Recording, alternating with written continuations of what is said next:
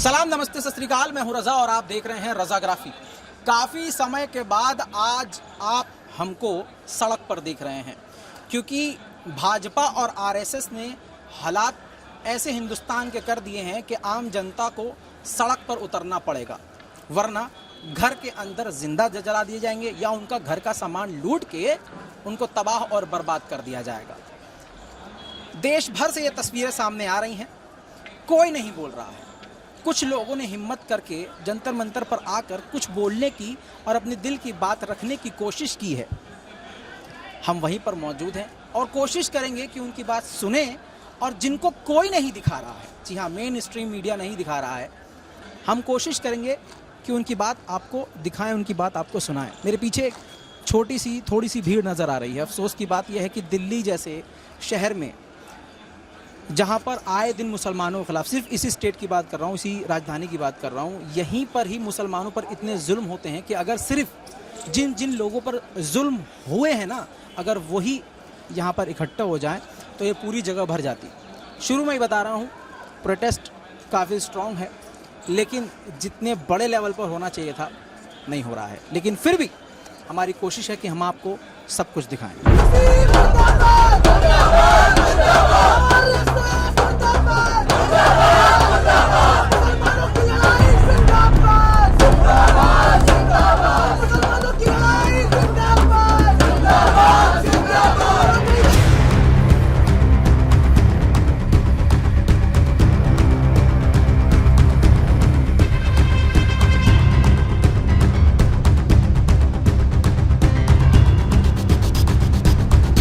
Students का sir तक फोड़ देते हैं और उसके बाद मीडिया में जाकर झूठ बोलते हैं। इसी सब वायलेंस के खिलाफ जो मीडिया परपेट्रेट कर रहा है, खुले तौर पे टीवी चैनल्स पे झूठ बोला जा रहा है, साफ ये कहा जा रहा है कि जो ये वायलेंस हो रहा है वो मुसलमानों के साथ नहीं, मुसलमानों के ऊपर नहीं, मुसलमानों के द्वारा हो रहा है। इस झूठ के खिलाफ आज हम जब लोग यहाँ पे दिल्ली की जनता इकट्ठा हुई है, हम देखते हैं कि ये सब वायलेंस में पुलिस साइड में खड़ी रहती है।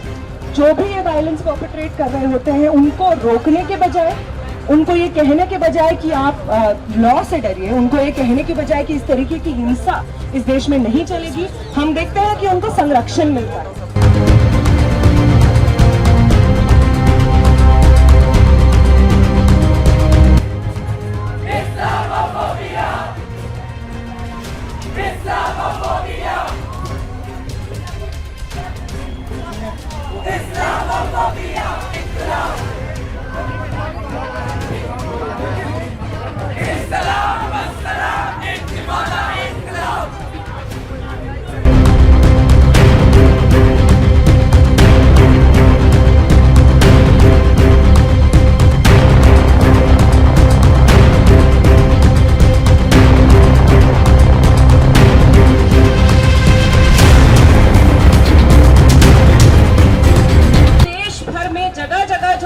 निकलती है वो किसी मंदिर, ये सब राम मंदिर बनाने के नाम पर शुरू किए थे अपनी दंगाई, लेकिन अब मंदिर की तरफ जाने में इनका इंटरेस्ट नहीं। वो मस्जिद के सामने कैसे जाएं और मस्जिद पर हमला कैसे करें, मस्जिद के सामने कैसे गाली दें, कैसे गाने चलाएं जिसमें जो अल्पसंख्यक समुदाय है, जो मुस्लिम्स हैं हमारे देश के, उनके खिलाफ किस तरह से गाली गलौज की भाषा, कैसे हिंसा की भाषा बोले, इसको लेकर के पूरा एक ऑर्गेनाइज्ड मुहिम चला। आप ये बताइए कि ये क्यों पहना हुआ है आपने? अब तो आ जाएगा, ये तो हिजाब उतारना पड़ेगा।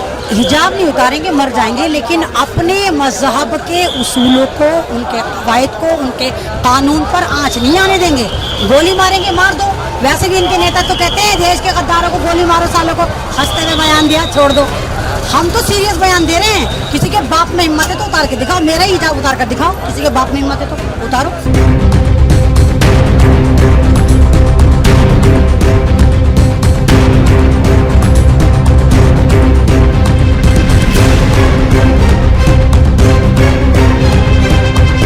अच्छा, कमाल की बात यह है कि जब भीड़ किसी पर हमला करती है तो पुलिस नज़र नहीं आती है, और जब कहीं दंगा होता है तो उस भीड़ को ना संरक्षण देने वाली, उठा कर पत्थर देने वाली वो पुलिस ही नजर आती है।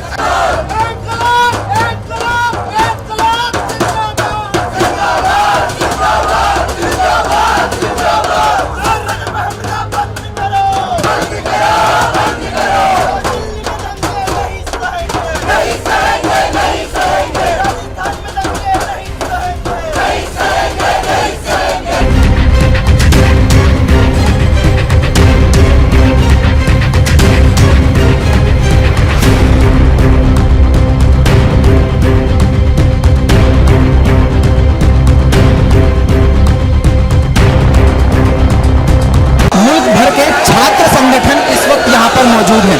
चारों तरफ से शोर, नारेबाजी की आवाज़ आपको आ रही है। हिंदुस्तान में जो आवाज़ पहले उठनी चाहिए थी, देर से ही सही, लेकिन कुछ छात्रों ने उठाई है।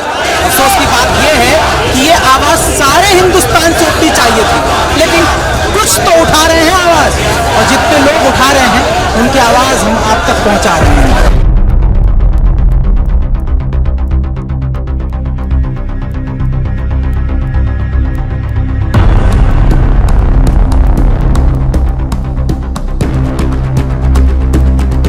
मस्जिदों के पास ये जुलूस गए, मस्जिदों के सामने रुक करके गाली गलौज करने के लिए, मस्जिदों में के सामने डीजे पर इस तरह के बहुत ही मुस्लिम विरोधी गीतों को बजाने के लिए, ये सारी चीज़ें बिल्कुल जग जाहिर हैं, देखी गई। और पथराव हुआ इस बहाने, जो चीज़ें हुई कि उनको दंगाई बता करके उनके घरों को ढाया गया, ये क्या मतलब है?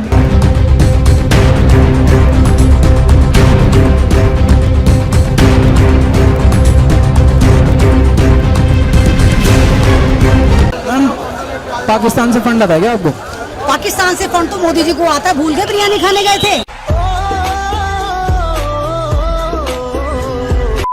पाकिस्तान की टेंशन में तो ये मरे जाते हैं, लेबर पेन लेने के तो ये मरते हैं। इमरान खान चला गया, फलाना खान आ गया, धमाका खान आ गया, हमें क्या मतलब, हम तो भारत की परवाह करते हैं। इनकी दूर की नजर बड़ी काम करती है। अमेरिका में ही हो गया, यूक्रेन में ही हो गया, चाइना में हो गया, पाकिस्तान में ही हो गया, लेकिन भारत में जो हो गया वो नजर नहीं आता। लीव 400 पार हो गया, पेट्रोल 125 पार हो गया, मुसलमान मूली हो गया। नहीं मैडम देखो, भगवा राज तो आ गया है ना, यही तो चाहिए, नौकरी नहीं चाहिए। भक्तों को चाहिए, भक्त सत्य मूल्य कट रहा है, मूल्य कट रहा है, खुश होते ना, चलो मूल्य कट रहा है, पेट्रोल 1000 रुपए हो जाए, चलो मूल्य कट रहा है, औरतों के दुपट्टे उतर जाए।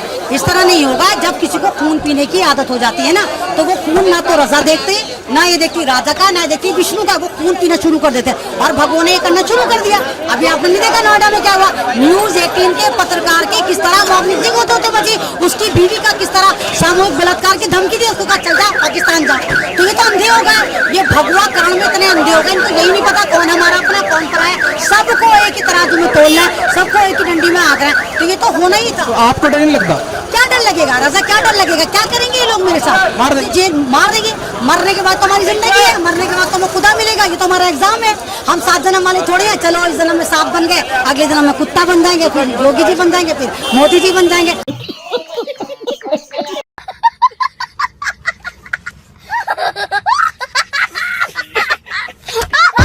दिल्ली दंगों से लेकर आप जहाँ चले जाइए, जब कहीं पर हमला होता है या किसी की लिंचिंग होती है तो पुलिस वहाँ पर शांति से नजर आती है।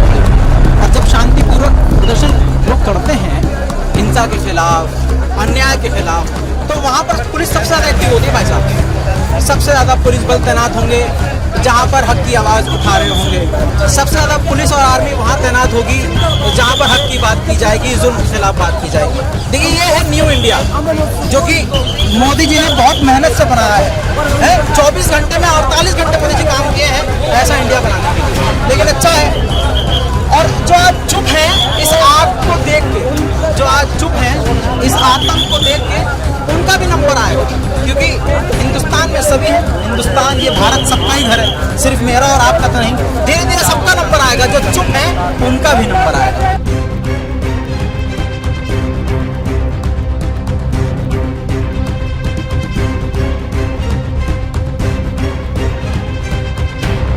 ये कॉमन सिटीजन्स का कॉल था, इसीलिए भी हम लोगों ने किसी संगठन का सच कॉल नहीं दिया था, कॉमन सिटीजन्स का लिखा था, क्योंकि हम ये कहना चाह रहे थे कि इस वक्त देश के अलग अलग कोनों में, अलग अलग राज्यों में जिस तरीके से वायलेंस हो रहा है, साफ तौर पे ये सरकार चाह रही है, संघ का पूरा प्रोपेगेंडा का मशीनरी चाह रहा है कि मुसलमानों को कोने में धकेल दिया जाए। ऐसा दुनिया में, देश में ये भ्रम फैलाया जाए कि मुसलमान हम सबसे अलग।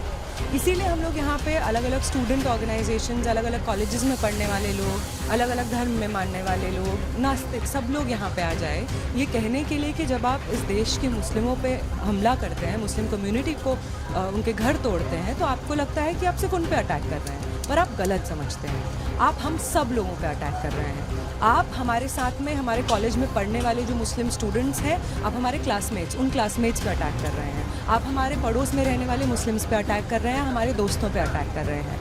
तो अगर आपको लगता है कि आप मुस्लिम्स को कॉर्नर में धकेल सकते हैं और हम लोग यहाँ पे खड़े होकर सिर्फ ताली बजाएंगे आपके लिए, तो आपको बहुत गलत लगता है।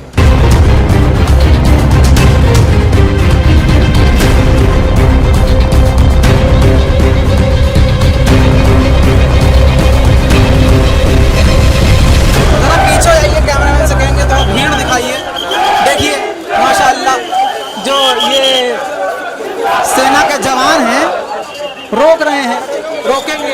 ये वही जवान हैं जिनके रहते हुए जो है दंगे भी हो जाते हैं। ये वही जवान है भाई साहब, ठीक है, देख लीजिए। आइए हम थोड़ा करीब से दिखाते हैं, ठीक है। इन जवानों को होते हुए भी जो है हम पर पत्थर चला दिए जाते हैं, ठीक है, और हमले होते हैं, लेकिन एक तरफा लाठी चलती है भाई साहब, एक तरफा।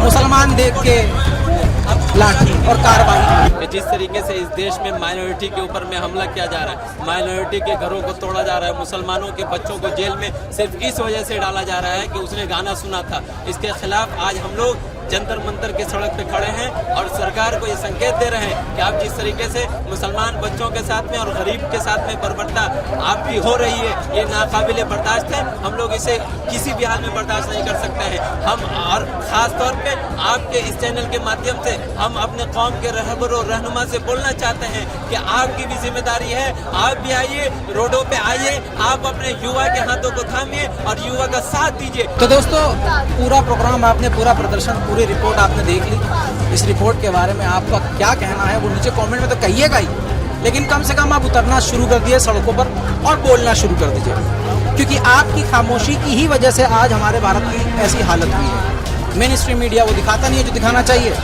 वो छुपाता है जो उसको आदेश मिलता है।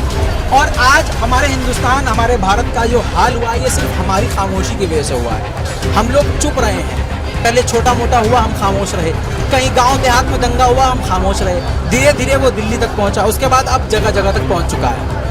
हमारे पड़ोस के हमारे हिंदू भाई कब हमारे खून के प्यासे हो गए हमको पता नहीं चला, और वो इसलिए हो रहा है क्योंकि धर्म संसद जैसे ऑर्गेनाइजेशन, ऐसे प्रोग्राम लगातार किए जा रहे हैं और युवाओं के अंदर नफरत भरी जा रही है। अब आप नेताओं के बच्चों को देख लीजिए, वो यूएई बैठे हैं अरबियों के साथ, लेकिन यहाँ अगर किसी पैकेट पे अरबी या उर्दू लिखी भी होती है तो दस्त लग जाते हैं लोगों को, ठीक है। तो ये लड़वाया जाता है, समझना चाहिए। अगर आज आप बोलना शुरू नहीं करेंगे तो कल आपके लिए कोई बोलने वाला होगा।